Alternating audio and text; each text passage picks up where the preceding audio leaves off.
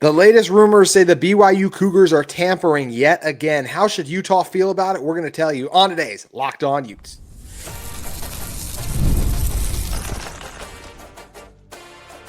You are Locked On Utes, your daily podcast on the Utah Utes. Part of the Locked On Podcast Network, your team every day. Hello, everyone, and thank you for making Locked On Utes your first listen and view of the day. We are part of the Locked On Podcast Network, available wherever you get your podcasts, as well as on YouTube. If it's your first time tuning into our show, make sure you like and subscribe. Today's episode is brought to you by Monarch Money. You can take control of your finances with Monarch Money. Use code LOCKEDONCollege, all caps, no spaces, at monarchmoney.com for 50% off your first year. My name is JT Wistrcill, former intern inside the University of Utah Athletic Department. Excited to be joined on today's show by Bryan Brown, one of the top football minds in the state of Utah and the former host of this podcast. And Bryan, we're talking tampering again. There was a lot of stuff going on with BYU and Utah a few weeks ago, and BYU landed a defensive tackle who was from Utah Tech, Justin Kirkland. So I think a lot of Utah fans felt like, hey, they were tampering yet again. He was on Oklahoma State's roster, and now he ends up at BYU. So is this tampering? That's what everyone tries to claim. But I don't think this was. I think this is different than the situations that happened with the BYU players. And why do I feel that way? Because one of my colleagues on the Locked On Podcast Network, Cody Stovall, said as much. So I trust Cody full-heartedly. I've had great conversations with him. We've had our little rivalry in the past because of Utah and Oklahoma State, but Cody does a great job. He's very connected up there. And on his show, he talked about, said, hey, this is a different situation. Justin, yes, he was having conversations. This all comes from Cody. Was having conversation with players from BYU and from Utah, but those were just conversation with his friends. He wasn't having conversation with donors, boosters. It wasn't until after that he met with Oklahoma State staff and felt like, hey, it was probably best for him to put his name in the portal that he started to have those conversations with other people. So to me, I don't think this is tampering. And I think it's a bad sign if everyone that BYU beats out Utah for, we just all of a sudden go, oh, tampering. This to me feels way different than what was happening even just a couple weeks ago with some of the Utah players when BYU was trying to get those guys off the roster based on reports. That doesn't seem like it's what happened here with Kirkland.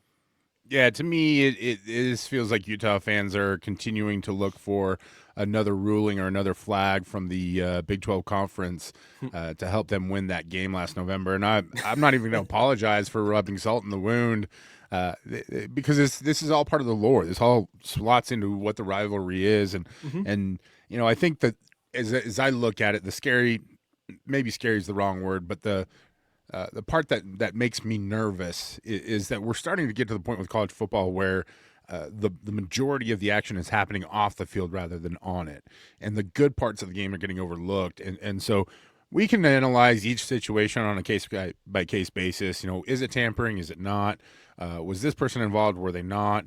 And I think really the biggest draw for me is that the outside world is starting to realize what a family the world of football is, right? Because, you know, we can talk about connections and look, like Benny Tonga, who is one of the recruiting coordinators at Oklahoma State, is from Utah. I played with him at Snow College. He's been there for longer than I've been anywhere, you know? So like when you look at those kinds of connections throughout this business, it's inevitable that there's going to be some form of tampering, some way, shape, or form. And maybe the bigger point to make out of all this is who's going to stop you? Yeah, that's what's so hard right now. You mentioned it, like who's going to stop anyone? Because honestly, anytime you start looking at everyone, look, I don't know this about Utah, but you hear this from everyone. Everyone is tampering right now. So I don't know what skeletons Utah has in their closet, but in a world where there's a little bit of tampering going on everywhere, it's really hard to enforce it when I think what Utah fans in this instance are trying to enforce is like BYU's doing more tampering or worse tampering. But like we said, like if you start handing out punishments for tampering, based on the reports, I think every college program is pretty much going to get caught in the crossfires, Bryan. So it's really hard to enforce. And once again, I don't think that's what's happened with Oregon State's defensive tackle, who was from Utah. He was at Utah Tech. Now he's going to be with BYU Kirkland. I do not think tampering was involved here based on the reports we've heard from Cody Stovall of Locked On Oklahoma State. But just going back to, once again, how do you punish tampering one school just because they do it a little bit more? I don't feel like you can right now.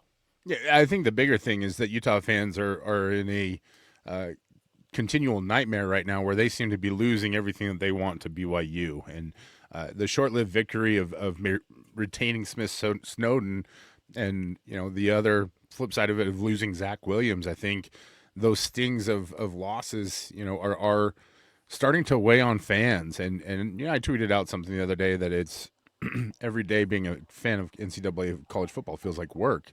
And it really does. And I think, you and I have both worked in the world of freelance for a while, and so we've fought this battle in terms of trying to prove our value, right? And trying to negotiate. They always hang on to being able to do whatever they can to take advantage of the workers that are given, because that is the world that we live in today, and that is what teams are going to do. And so I think the bigger question for me is, if you're a Utah football fan right now, how long are you willing to watch your team sit on the sidelines and not participate? And how much longer are you going to keep putting your hand up, saying, teacher, they're tampering, and realizing that there's nobody coming. Like, I'm sorry, there's nobody coming to save you. Like, you're on your own. And I think that's the problem for Utah right now, is they are stuck in a very treacherous situation, because this is a program that's built off of development, off of hard work, off of being able to retain guys for multiple years and really crank out, solid, if not spectacular, football players that other people didn't see, and provide them with career longevity in the NFL and all sorts of opportunities after football. And that foundation has eroded for Utah football right now. And I think right now the biggest problem is the program is grasping to find their identity, and the fans are finally starting to see that. That's a great point. And yeah, tampering is very tough right now to try and figure out, try to navigate. What's Utah's role in it? Like, what should they be doing versus not be doing? It's what every college team has to roll with here. And there'll be time for us to continue to talk about this in the future. But Bryan, really quick, just on Justin Kirkland, I think if you're just saying like, hey, how much does this hurt for Utah? Because it does sound like that Utah wanted to land Kirkland as well, based on Cody's reporting. How much does this hurt Utah not landing him? I think it hurts, especially because defensive tackle is a need. I'll also say this, like, I feel like if you're going to say, like, hey, JT, who's a better player, Justin Kirkland or Keanu Tanavasa? I will take Keanu Tanavasa every day of the week. Like, that to me was a much bigger get for BYU than Kirkland. I like Kirkland. I think he's fine, but obviously Oklahoma State's defense was nothing to write home about last year. I think Kirkland can eat up double teams. I think on the best teams, he's probably a rotational guy rather than a starter. Justin, if you're watching this, go prove me wrong. Like, good on you, but Bryan, once again, like, I just think Justin Kirkland's a good get for BYU. I don't put this in the same stratosphere as when they landed Tanavasa. It's not. I think this is a good football player that Utah had a chance to go get him at the start of his career. You know what I mean? And so he's at Utah Tech. We really want to talk. Yeah, if we really want to talk about it, is this a good thing or a bad thing? I think maybe it's a good thing for Utah in the sense that they can't just assume that they can go out and get whoever they miss on from the high school level. And so you've really got to understand that your cachet, not animosity, I'm missing words tonight, but I don't want to say arrogance, but just the admiration that you've had for so long of winning back-to-back Pac-12 championships, being this team and this program on a rise, being a national darling and a program that everybody really admires, and Whittingham saying we will not become you, you will become us. All these things that people have really admired and liked, they're not going to get you as far when it comes down to those next steps as maybe you thought it would. Bryan, great points, fantastic. I do want to talk several of the things you raised. We'll have to talk about on a future episode. Today's episode of Locked On Utes is brought to you by our friends at Supply House. Get the supplies you need from the site made for skilled trades. Supply House. Whether you're into plumbing, HVAC, or electrical work, Supply House is the reliable way to order products online. Their easy-to-use website is packed with helpful resources and the latest product info to help you get the job done right. Plus, with complete inventory of over 200,000 parts from 400 plus top brands, you'll find exactly what you need delivered fast from coast to coast. Need help with an order? Supply House offers expert support and industry-leading service, so you'll always talk to a real person. And for trade pros looking for the extra edge, their free Trade Master program offers exclusive perks like a dedicated phone line, free shipping, and discounts on every order.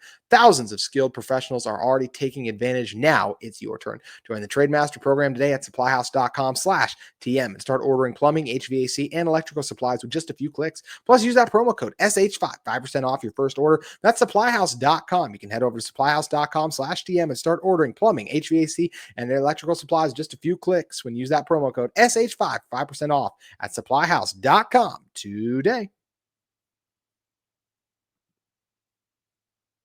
Today's show is brought to you by Post District. Discover Post District, home to 4 of Salt Lake's newest and most stylish apartment buildings: the Register, Post House North, Post House South, and the 801 Flats. Each residence offers its own unique take on luxury urban living with features like waterfall kitchen islands, floor-to-ceiling windows, vaulted ceilings, and spacious patios, plus walk-in closets. You can enjoy premium amenities, including the city's largest residential gym, a year-round pool, golf simulator, year-round pool and golf simulator. That'd be cool if they're together, but year-round pool and golf simulator too, plus massive TV wall for sports watch parties. And if you like this show, you'd probably get to be into that, plus more, all anchored by a one-of-a-kind community. Step outside and find yourself immersed in Salt Lake's hottest dining and nightlife scene with award-winning spots like Urban Hill, Men's Show Ramen, Level Crossing, Melancholy Wine Bar, and Sunday's Best just steps away. Whether you're looking for a studio 1, 2, or 3 bedroom, penthouse, or you can find your perfect home today. Visit liveatpost.com or call 801-590-6247. Mention this ad for the exclusive incentive too. Once again, if you're looking for a studio 1, 2, 3 bedroom or penthouse, you can find your perfect home today.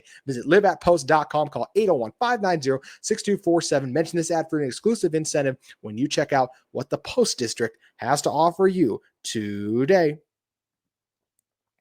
And so I think that to me is actually a really good positive thing for Utah in the sense of like, your eyes have got to be open now. And so they've got to continue to make changes. I think they've done a lot of that stuff. They're getting better. They're improving. But I think it is an even brighter indication that like you cannot continue to think that you're king of the hill anymore in terms of just being able to have that reputation step into a room and people will commit. You know, if you're losing kids from your backyard from the very get, maybe you need to reevaluate how you're approaching some of your recruiting then. And I've said for a long time that I think Utah's overlooked a lot of local players in the sense that they want to go after athletes in certain areas. And I don't know, Jackson Benny's such a great example, right? Like that's a kid that's in their backyard and specifically for someone like Morgan Scally, where he has, connections and proximity to that Olympus High School program. I think that's a good indicator that maybe there are some trends happening. And I hate trends, but I kind of like this trend of maybe we're going to go back to more in-state kids and recruiting guys who are willing to stay in-state from the very get rather than go and chase the bigger paycheck. And you look at a guy like Zach Williams, I don't know that he got that much more in terms of NIL from what he was already getting from Utah. Like, you're going to go be the third or the fourth wide receiver on the depth chart at USC, but you're going home. And I think that's a really big draw for him. I'll save my rants about loyalty and commitment and things of that nature and how frustrating it is just to try and figure out a roster every 3 months, because that's how often it's flipping over. But I think just in terms of what's going on with tampering, like, you got to have your eyes open right now if you're a Utah fan, and it sucks. Like, I don't want to be unempathetic in that regard and say like, yeah, well, tough luck, chip cheerio, low chap, stiff up a lip and whatnot. But like, you do have to realize, like, this is the world that we're sitting in right now. Like tampering is happening, and it's happening everywhere. And if you get so upset and frustrated every time it happens with this current regime and the lack of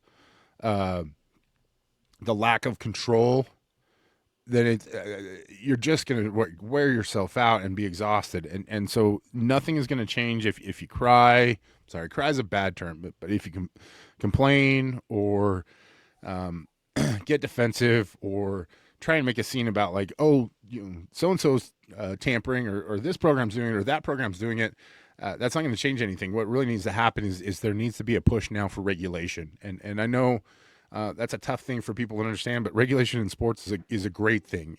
Salary caps, relegation in EPL, like all these things that lead to great stories and just better management of things. It's a necessity. This is a sport that at one point in time was built off of winning being the only thing, And now it's become about the money. And so you have to get back to some of that roots about winning being more important than just spending the most amount of money. But until you do, like, I hate to be, I mean, I hate being the bad guy, but it feels like me just telling the truth makes me that a lot. Like, the truth of the matter is this is how it's going to be until things change. It's absolutely how things are going to be. You made so many great points. And all I can go back to is you decided to do a British accent and say chip, chip, cheerio. Yeah. Out of nowhere. It was listen, like, we're talking about like things that we regret. I regret doing that. You know, I bet maybe Utah regrets not going after Justin Kirkland in high school. So we all have them. But yeah. At the end of the day, we're going to push through. Cheerio. Cheerio. That's the recap there. Bryan, I want to do something because I feel like we get so lost in transfer portal chaos and recruiting and some of the other things going on. Like, we don't always take a moment to stop and look back at, for lack of a better word, the good times. And the good times were the many moments and just legendary careers we just had of several Utah football players wrap up. So what I want to do here is some of these guys that were a part of both the Pac-12 championships, take a moment and celebrate them. Talk about the best moments of their career and talk about the best games of their career that they had too. And starting with the guy who I think when we think about the last era of Utah football, we'll think of first, Cam Rising. I think it's pretty easy when you say, what's the best moment from Cam Rising's career? Bryan, what would you say? As Brian Brown's mic is muted, so he just wanted to get more Cheerios, and I wanted to mute him in case he was going to come on sooner and try to do anything crazy there. So, Bryan, what would you go as Cam's best moment? G'day, mate. Yeah, now Australian. There you go. I wish I could follow that up with saying the throwing a pass to Thomas Yasmin for a touchdown against USC, but I don't know that that's his greatest moment. To me, it's just that sequence, that series against USC where he scores not only the touchdown but the go-ahead 2-point conversion. Yeah. And afterwards, we found out that I believe that was the play that he got injured on, was the 2-point conversion. So. I don't know if that's ever been officially reported, but yeah, that to me is one that stands out. But also, I think a very sneaky second place finish to me would be the touchdown run in the Rose Bowl against Ohio State. That's a great one. And it has to be, if you're saying moment itself, it has to be the USC 2-point conversion to me, just what it represents. I love that you include the whole drive, but like the moment itself has to be number one for me. I do think the best game Cam ever played was that game against USC, as good as he was in the second game, as good as he was in so many other moments, the Ohio State game.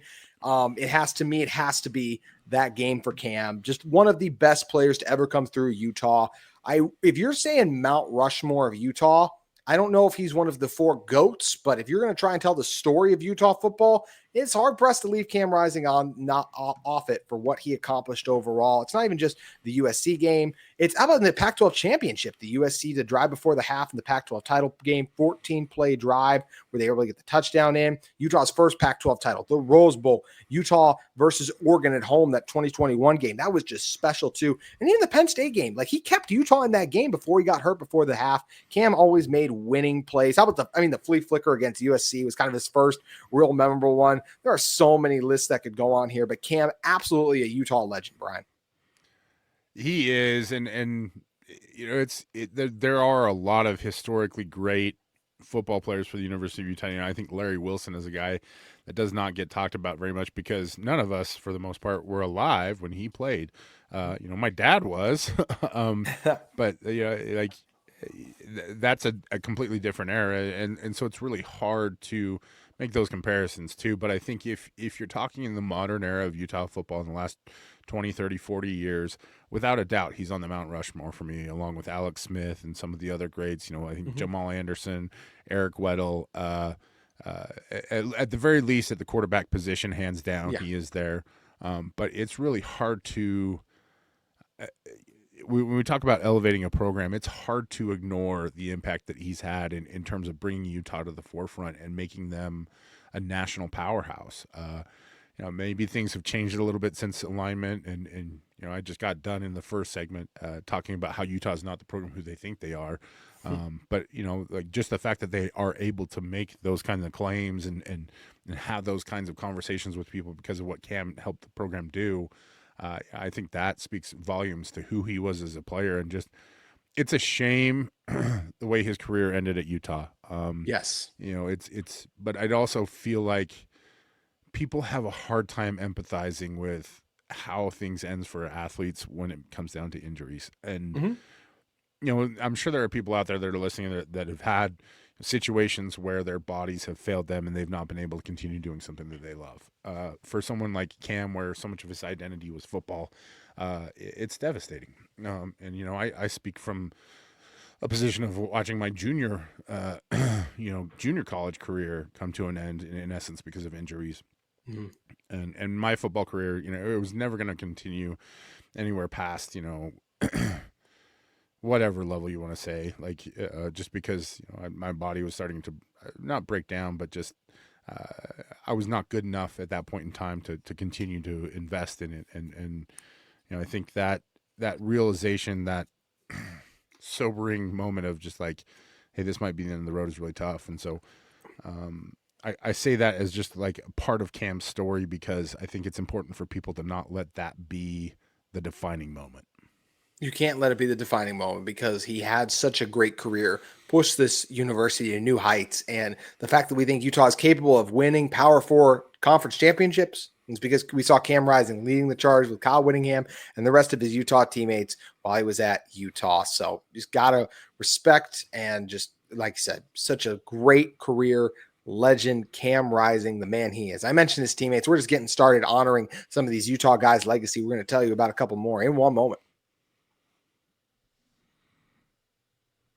But first, today's episode of Locked On Utes is brought to you by our friends at Monarch Money. With Monarch Money, they allow you to help you save money better and smarter. Because if you just ever checked your bank account and wonder, where did all my money go? Between dining out, online shopping, entertainment, it's easy to lose track. That's where Monarch Money comes in. Your personal CFO, giving you full visibility and control over your finances. Monarch Money isn't just a budgeting app, it's a complete financial command center. You can track all of your accounts, investments, and spending in one place, so you can just stop managing your money and start building your wealth. They have that surprising insight. When I started using Monarch, I realized just how much I was spending on food delivery. Now I budget smarter and save even more. So it's that all-in-one convenience. Instead of juggling multiple apps, you can use Monarch to check your finances, track spending, and even plan long-term goals. So it's that easy collaboration. Managing money with your partner is smoother than ever. You can track shared and personal accounts, set goals, and stay on the same page without the stress. You can take control of your finances with Monarch Money. Use code LOCKEDONCollege, all caps, no spaces, at monarchmoney.com for 50% off your first year. It's monarchmoney.com, code LOCKEDONCollege, all caps, no spaces, for half off your first year. Monarch Money has you covered, because it can be your personal CFO, giving you full visibility and control over your finances. Use the code all caps LOCKEDONCollege at monarchmoney.com, 50% off your first year with Monarch Money today. Bryan Brown back here with me. Talk about some legendary Utes. Next one I'm going to go to is Micah Bernard. Bryan, when I say Micah Bernard, what is the first play that pops into your head? Wheel route. The same thing. Yep, we had this one the same. Absolutely. Got to be the Rose Bowl, the catch he made. I know he's famous for playing both ways in that game. He had a big run against Oklahoma State last year. Several other memorable plays throughout his career, but that wheel route catch, Chris Fowler butchering his name and all, it's got to be the one I look to. And it's such a beautiful play, and he ran it to such perfection so many times. I think it's one that almost defines his career across a slate of different situations and games. But he is a mismatch, and Yes. and he's a weapon. And I think that play really showcases both his versatility as a back out of the backfield, showcases his speed, showcases his ability to catch the football, which sometimes I think we underrate how important that really is. It seems to happen at such a regular rate that we maybe just take it for granted. But he is a tremendous athlete. You talked a little bit about before about like buy, sell, or trade on some of these plays. I'm buying that one 100%. Yes. And if somebody else has something else that they'd like to offer up, good luck. Yeah, I mean, when you're talking about a play like that, it's hard to beat. Unfortunately, he also played corner that game, and he got cooked. So I can't go that as the best game he played in his career. I'm going to go. What? I'm going to push back. I don't think he got as cooked as everybody thinks he did, but also we've found out ever since that Ohio State wide receiver room might be one of the greatest wide receiver rooms in history. I'm not saying he wasn't justified in getting cooked, but I'm just saying Jackson Smith and Jigba didn't exactly make him look the best out there. I can't. You think like for me, the best game he played, 182 yards in a win against Oklahoma State earlier this year. Put the offense on his back and helped them get out that win. To me, that was a more impressive performance than him trying to run around and guard Jackson Smith and Jigba. I think the entirety of the thing is just like when you look back at it, like Ohio State had all those guys, Jackson Smith and Jigba, Harrison, Marvin Harrison Jr., Micah Bernard, all these guys that are just outstanding football players that were all on that team. I think Chris Olave was the one that sat out of that game, if I'm not mistaken. But Utah had a converted running back and a bunch of third stringers at cornerback, and they all still almost won that game. And if you really go back and watch it, I think it was the nickel that season, and he transferred out of the program, but he had a really rough game as well. It was just a tough situation for Utah. The injuries just really, really wrecked that group that year. Still remember Clark Phillips getting mossed, and I'm like, gosh, Clark Phillips in the end zone. Why can't you guard that guy? Oh, it's Marvin Harrison's son. I wonder if he'll be good someday. Oh, he's pretty good. He's all right. He was all right there. Now, last guy on offense I want to talk about, just another legend. I mean, Brant Keith, what a remarkable career. And we are focusing on the guys who moved out with this group, as we mentioned. That's the whole focus here. The seniors, the veterans, especially guys who played a big role on both title teams. And Keithy would have if not for the injury, but obviously a huge part on the 2019 team too. When you're going the best games Brant Keithy played, you got the 21 game against Oregon. He had 5 catches for 118 yards in that game. The regular season one, 5 catches for 132 yards versus UCLA in 2019. That was a fun game. Some of my all-time favorite Utah uniforms in that one too. In Florida, put the team on his back a couple drives, 105 yards in 2022 there. So he's had some nice moments. I think when it comes to, hey, what's the best game that Brant Keithy played? I think I am going to slightly lean towards the Florida game. And I know that maybe he's a little hot because they won the Oregon game, but I don't know if I ever saw Brant Keithy better than he was in 2022 against Oregon. I mean, excuse me, in that game against Florida. That was a pretty impressive performance by him. I think it was, again, one of those situations where it would be remembered with more gusto had Utah actually won and been able to win that game. Mm-hmm. But I would, if I were going to stick to the game or stick to our little shtick, our method. The one I might trade it for was the game against Arizona where he had the multiple rushing touchdowns off the jet sweep, and I believe that one was in Arizona. I want to say it was 2021 if I'm not mistaken. That was a game where I feel like maybe he didn't have as many eye-popping stats. It wasn't as impactful as the Oregon game, and you mentioned that game. The very first thought I had was that very first drive where he was just bruising through guys to get that first down and push the ball, and you just kind of had this feeling like, whoa, Utah came to play tonight. Like they believe they can beat this team, and sure enough they could and did it twice. But when I think back, that was the game for me that made me realize just what an incredible athlete and how versatile he really was. And it was a wrinkle in the offense that Utah desperately needed. And I think it also showcased, how creative Andy Ludwig could be when he was really firing, his best shots. And so that would be my only other suggestion. But I think, this is dealer's choice on this one. You can pick a bundle. You can. And same thing with his best play. So I ask you, what was the best play of Brant Keithy's career? I got a surprising pick. I'd be surprised if we match on this one. Best play of his career. Because I think the one I'm going to go with is overlooked. But when you review them all again, I think a lot of people listening to this will agree. I'd love to hear from you guys in the comments as well as Bryan. Yeah, this would be a great one to hear from other people too. On all these, want to hear from you guys. Best plays, best moments, all the ones that stick out to you. Can I pick like a best play, as in like not an actual play, but actual play that he ran on a regular basis because it was a post? Yes, just go. Yes, yes. Nobody was better at it like the Brant Keithy, but I'm curious to hear what play you have individually, in mind. Southern Utah game, first game of the year. Uh-huh.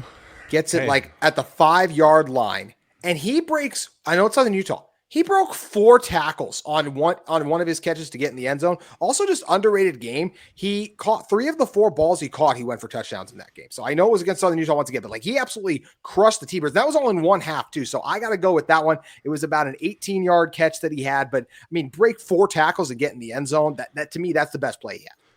JT, I got to be honest with you. That was the play that I actually was thinking of, the game that I was thinking of, but I was too scared to mention it because I thought I was going to get roasted by everybody for it. Yeah. So congratulations on the courage there.